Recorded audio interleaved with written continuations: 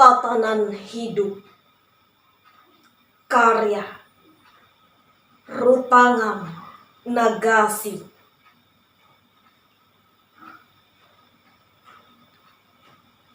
Pada masa otonomi daerah ini, kebinekaan hidup dikembalikan kepada kelompok-kelompok.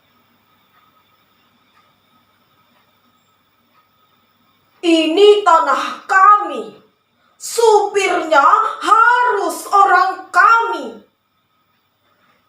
Pekik kelompoknya. Ini negeri kami, Bung. Yang bapaknya bukan negeri ini. Harap menunggu giliran terakhir. Itu pun kalau kue masih ada, kata kelompok lain. Pada masa otonomi daerah ini, kebinekaan itu aneh dan tak cocok buat tatanan kehidupan. Kehidupan harus bermusim. Ada musim rambutan, ada masanya musim jambu, ada masanya musim durian, ada masanya musim duku, ada pula masanya dunia bermusim rambai. Yang suka jambu harap makan rambutan, yang suka durian harus makan rambutan, yang suka duku harus makan rambutan, yang suka rambai harus makan rambutan. Sementara itu, di hutan, rambutan, jambu, durian, duku, rambai hidup mesra. Mereka bergandeng tangan membentuk lingkungan nan indah. Mereka bermesraan dengan simfoni dedaunannya. Mereka tak saling menyakiti, tak mau hidup mengiri di tanah titipan. Ternyata otonomi daerah tak pandai membaca ayat-ayat yang tercipta.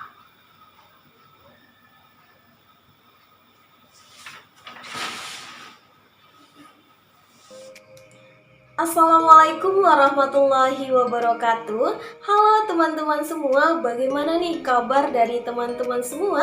Semoga selalu dalam keadaan sehat walafiat. Dan juga tidak terasa ternyata pandemi COVID-19 yang kita rasakan sudah mencapai hampir 1 tahun ya. Dan usaha yang kita lakukan adalah tetaplah berdoa, teruslah berdoa, dan juga tetap mematuhi protokol kesehatan dengan memakai masker dan juga jangan lupa mencuci tangan. Nah, selanjutnya ibarat kata pepatah, tak kenal maka tak sayang. Oleh karena itu, saya akan memperkenalkan diri terlebih dahulu sebelum kita lanjut kepada materi pembahasan. Saya Titi Yustia Siregar dari Program Studi Pendidikan Bahasa dan Sastra Indonesia, Fakultas Keguruan dan Ilmu Pendidikan Universitas Riau. Selanjutnya, saya juga mengucapkan terima kasih kepada Bapak Dr. Mangatur Sinaga MHum dan juga Ibu Tria Putri Mustika SPD MPD selaku dosen pengampu mata kuliah kritik dan esai. Nah, kita kan udah berbincang-bincang nih teman-teman di awal tadi. Nah, selanjutnya langsung saja deh kita masuk kepada materi pembahasan. Oke, lanjut teman-teman. Di video yang pertama kita sudah membahas mengenai analisis visi kebaikan karya Rutangam Nagasi berdasarkan teori sosiologi sastra. Nah, di video yang kedua ini, kita akan membahas mengenai analisis puisi tatanan hidup berdasarkan teori stilistika, dan puisi ini masih dalam karya Rutangam Nagasi. Oke, seperti biasa, sebelum kita lanjut kepada analisis, perlu saja kita ketahui secara umum apa sih yang mau kita analisis tersebut, apa sih yang akan kita bahas. Nah, jadi untuk itu yang pertama perlu kita ketahui apa sih dulu itu karya sastra. Jadi, karya sastra adalah suatu yang diungkapkan secara komunikatif yang mengandung maksud tertentu oleh penulis yang memiliki unsur estetika. Selanjutnya, kita akan membahas tentang puisi. Perlu dulu nih kita ketahui apa sih itu puisi.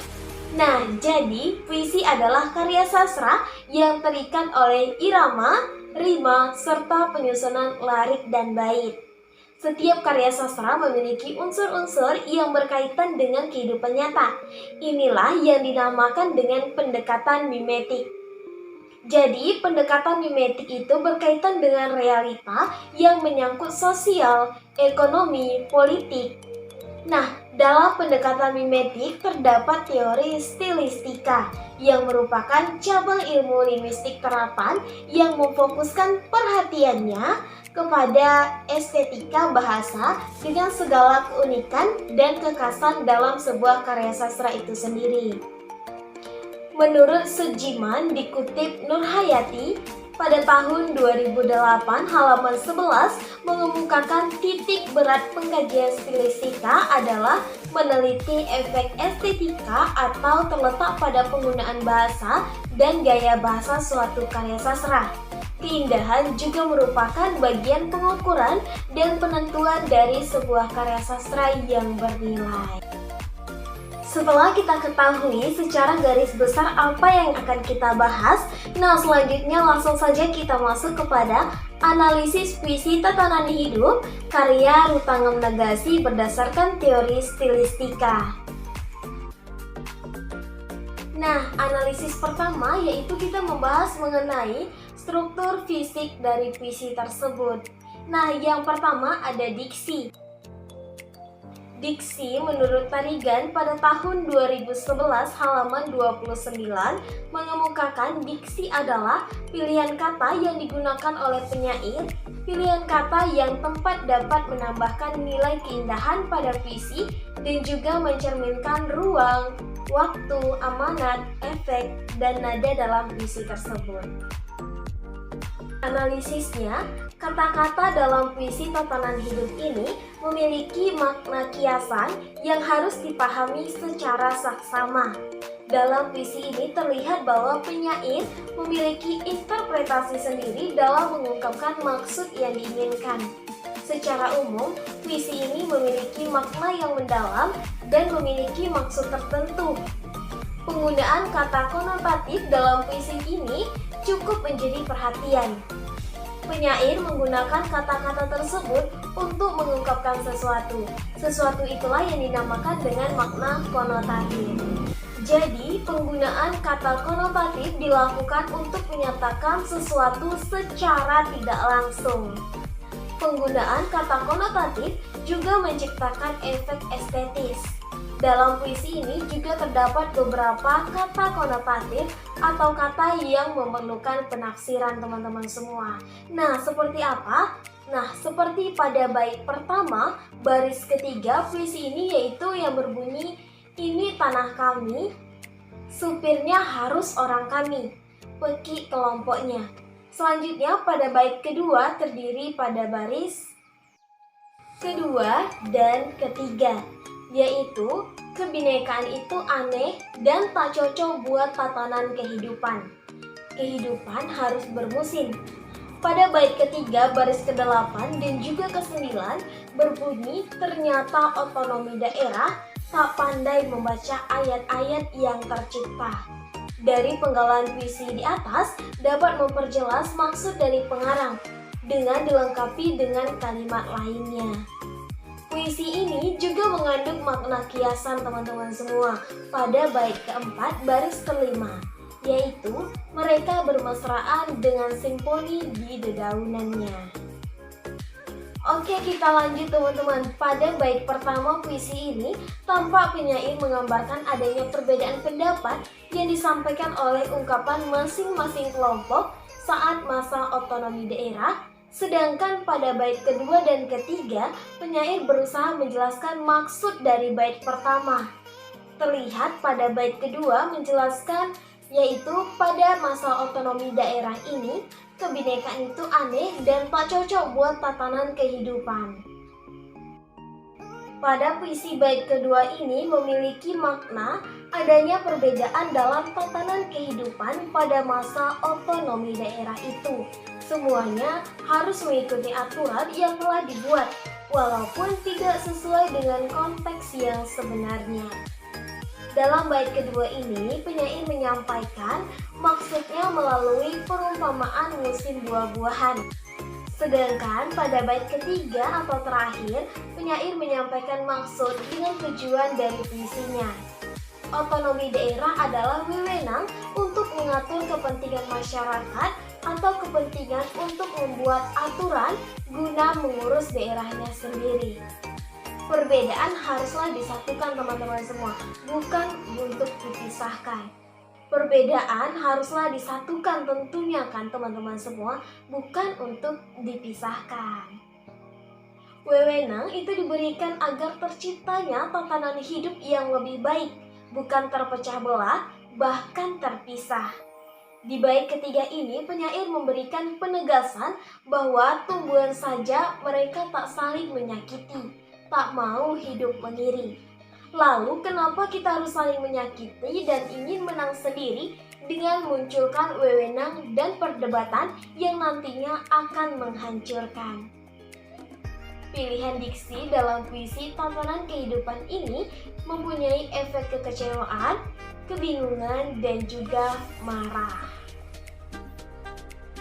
Citraan adalah penggunaan bahasa yang menggambarkan angan-angan yang meliputi gambaran objek-objek, tindakan, perasaan, pikiran, ide, pernyataan, pikiran, dan setiap pengalaman indera atau pengalaman indera yang istimewa.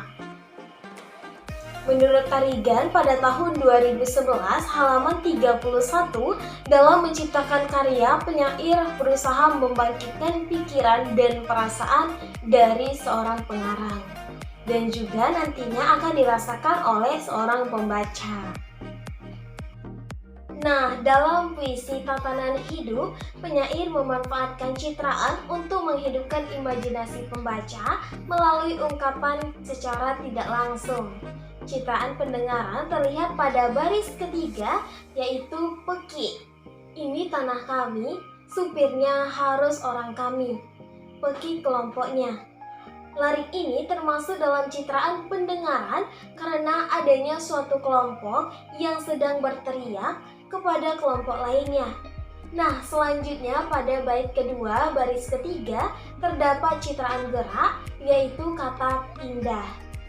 Nah, bunyinya adalah kalau ada harus pindah ke kebun jambu, ke kebun durian, ke kebun duku, ke kebun rambai. Kata pindah ini seolah-olah adanya pergerakan, perpindahan dari suatu tempat ke tempat yang lainnya. Nah, pembahasan selanjutnya atau yang ketiga yaitu ada kata-kata konkret. Kata-kata konkret merupakan kata yang dapat menggambarkan dengan tepat, membayangkan apa yang hendak dikemukakan oleh seorang pengarang. Selanjutnya ada rima dan juga ritme. Rima dan juga ritme merupakan pengulangan bunyi dalam sebuah puisi. Dengan pengulangan bunyi tersebut, puisi menjadi merdu bila dibaca. Bentuk-bentuk rima paling sering muncul adalah rima aliterasi, asonansi, dan juga rima akhir. Dalam puisi tatanan hidup karya Rutangam Nagasi ini, secara keseluruhan rimanya didominasi dengan adanya vokal A dan juga vokal U. Sedangkan bunyi konsonan yang didominan yaitu bunyi M, Y, K, dan juga N.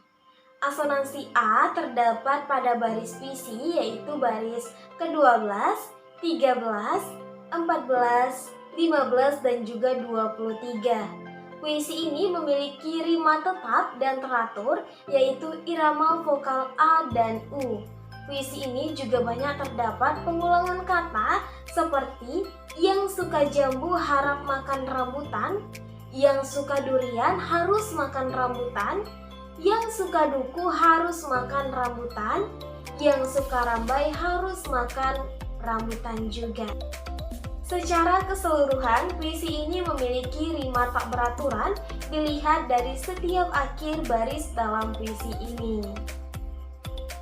Nah, selanjutnya yaitu ada bahasa figuratif. Bahasa figuratif adalah dalam puisi ini bahasa figuratif yang muncul yaitu pada bait ketiga terdapat majas personifikasi. Pada bait ketiga yang menyatakan majas personifikasi yaitu sementara itu di hutan rambutan, jambu, durian, duku, rambai, semua hidup mesra. Selanjutnya yaitu mereka bergandengan tangan ingin membentuk lingkaran nan indah. Mereka bermesraan dengan simfoni dedaunannya. Mereka tak saling menyakiti, tak mau hidup mengiri. Selain itu, juga terdapat majas repetisi yang terdapat pada baris ke-9 dan juga 11. Yaitu pada baris ke-9 berbunyi, ada musim rambutan, ada masanya musim jambu, ada masanya musim durian, ada masanya musim duku, ada pula masanya dunia bermusim rambai. Nah, selanjutnya pada baris ke-11 berbunyi, kalau ada harus pindah ke kebun jambu, ke kebun durian, ke kebun duku, ke kebun rambai. Nah, selanjutnya teman-teman kita membahas mengenai struktur batin dari sebuah puisi. Nah, yang pertama adalah tema. Tema merupakan hal yang ingin disampaikan oleh pengarang. Puisi Tatanan Hidup ini memiliki tema ungkapan sindiran terhadap pemerintah. Dalam puisi ini terlihat bahwa adanya perbedaan, ketidakadilan, dan tindakan yang tidak patut untuk dilakukan oleh seorang pemerintah atau seseorang yang sedang berkuasa pada masanya tersebut. Hal ini terdapat beberapa kali ditegaskan oleh pengarang dalam puisinya. Bunyi puisinya adalah, kebinekaan itu aneh dan tak cocok buat tatanan kehidupan. Kehidupan harus bermusim. Ini menyatakan bahwa lambang kebinekaan dan otonomi daerah itu tidak selaras dengan apa yang dirasakan oleh masyarakat. Nah, selanjutnya, kalau sedang musim rambutan, buah lain tak boleh ada. Ini merupakan contoh sederhana bahwa bukan hukum yang berlaku untuk rakyat dipaksa untuk mengikuti sebuah kemauannya. Jadi ini sangatlah dilarang ya teman-teman semua. Nah, selanjutnya yang kedua ada perasaan. Perasaan yang ditekankan dalam puisi ini adalah rasa kecewa terhadap seseorang yang berkuasa ataupun pemerintah, boleh dikatakan pemerintah, negara yang disebut dengan kebinekaan yang memiliki otonomi daerah tidak seharusnya terpisah-pisah, walaupun banyaknya perbedaan sehingga akhirnya menimbulkan perpecahan. Nah, analisis yang ketiga yaitu nada. Nada di dalam puisi ini ditunjukkan dalam puisi ini bahwa adanya nada protes berdasarkan ungkapan kekecewaan. Hal ini ditunjukkan pengarang melalui baris puisi yang berbunyi, kebinekaan itu aneh dan tak cocok buat tatanan kehidupan. Di akhir puisi ini penyair juga menyampaikan, ternyata otonomi daerah tak pandai membaca ayat-ayat yang tercipta. Oke teman-teman, kita lanjut kepada pembahasan yang terakhir yaitu amanat. Nah, amanat dalam puisi ini memiliki tujuan dan peranan yang sangat penting tentunya. Dalam hal ini, Rutangam Nagasi selaku penyair yang memiliki sikap ekspresionisme memberikan sajian puisi yang ekspresif. Ia mengemukakan sikapnya terhadap kebijakan yang dilakukan oleh pemerintah pada masa itu, yaitu kebijakan yang tidak sesuai tentunya. Penyair juga menyampaikan pesannya melalui ungkapan puisi pada bait ketiga, bahwasannya kita haruslah hidup bersatu, saling menjaga, tak saling menyakiti. Nah, bunyi puisinya adalah, sementara itu di hutan, rambutan, jambu, durian, duku, rambai hidup mesra. Mereka bergandengan tangan membentuk lingkungan nan indah. Mereka bermesraan dengan simfoni dedaunannya. Mereka tak saling menyakiti, tak mau hidup mengiri di tanah titipan. Ternyata otonomi daerah tak pandai membaca ayat-ayat yang tercipta. Sekian pembahasan dari saya, semoga bermanfaat dan buat teman-teman semua jangan lupa mengoreksi kembali apa yang sudah saya katakan karena di sini saya masih dalam proses belajar. Nah, semoga kita dalam keadaan sehat walafiat dan juga bisa melaksanakan segala kegiatan kita tanpa adanya kendala. Sekian dari saya, terima kasih. Wassalamualaikum warahmatullahi wabarakatuh dan selamat beraktivitas.